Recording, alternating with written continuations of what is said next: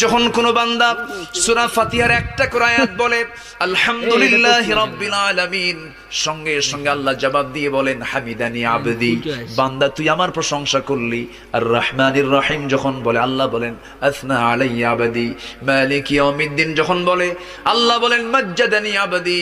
এরপরে যখন বলে ইয়াকা না'বুদু ওয়া ইয়াকা নাস্তাঈন পর্যন্ত যখন বলে আল্লাহ বলেন বান্দারে তুই আমার কাছে কি চাস, প্রাণ খুলে চারে বান্দা।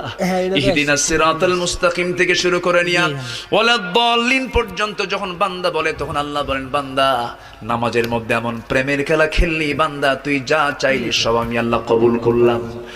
ওই বান্দা যখন রুকুতে যায় আল্লাহ তখন অস্থির হন।